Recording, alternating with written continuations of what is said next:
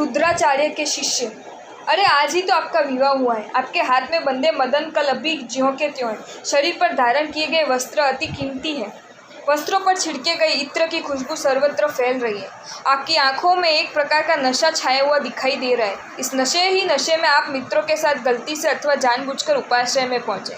आचार्य भगवंत अपने शिष्य परिवार के साथ वहां विराजमान है और न जाने आपके मित्रों को क्या शरारत सूझी, वे आचार्य भगवंत के पास पहुंच गए और मजाक में कहने लगे कि मैं इसे यहाँ लेकर आए, आप इसे दीक्षा दे दीजिए। भाई मजाक मत करो गुरुदेव, हम मजाक नहीं कर रहे हैं, आप सब यहाँ से चले जाओ, पर इसे दीक्षा लेनी है उसका क्या। और आचार्य भगवंत क्रोधित हो उठे।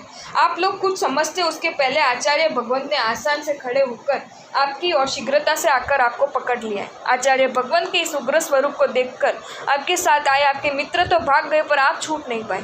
आचार्य भगवंत ने आपके केश का लोच कर दिया, आपके हाथों में रजोहरण थमा दिया और आपको साधु के वस्त्र पहना दिए। आप स्तब्ध हैं।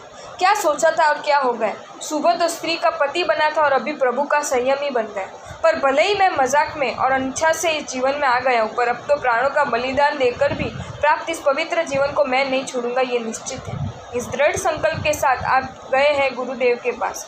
गुरुदेव एक विनती है, बोल। आज ही मेरा विवाह हुआ है, नववधू घर पर बैठी है, परिवार को अभी पता नहीं है कि मैं साधु बन गया हूँ। संभव है कि मित्रों के जरिए उन्हें ये बात पता चले और वे आकर वहाँ जाकर मुझे वापस संसार में ले जाने के लिए तूफान मचाए। तो करना है क्या, आज रात को ही मैं और आप यहाँ से निकल चलते हैं। लेकिन मुझसे तो चला नहीं जाता, मैं आपको अपने कंधे पर बिठा लूँगा। और आपने अपने गुरुदेव को कंधे पर बिठाकर रात के अंधेरे में ही विहार प्रारंभ कर दिया। नंगे पाँव कंधे पर गुरुदेव का बोझ, अंधेरे में चलने का अनभ्यास और मार्ग दुर्गम। कभी पैर पत्थर पर पड़ते हैं तो कभी गड्ढे में। शरीर असंतुलित हो जाता है और इस वजह से कंधे पर बैठे गुरुदेव गिरते गिरते बच जाते हैं। उनका क्रोध आसमान पर पहुंच गया और हाथ में रही लकड़ी उन्होंने आपके सिर पर दे मारी। नालायक, मैंने तुझे दीक्षा दी और बदले में तूने मुझे ऐसी पीड़ा देना शुरू कर दिया है।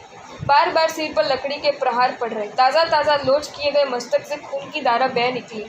उसके रेले मुख पर से नीचे टपक रहे, पर आप शुभ भावों की धारा पर चढ़े हुए।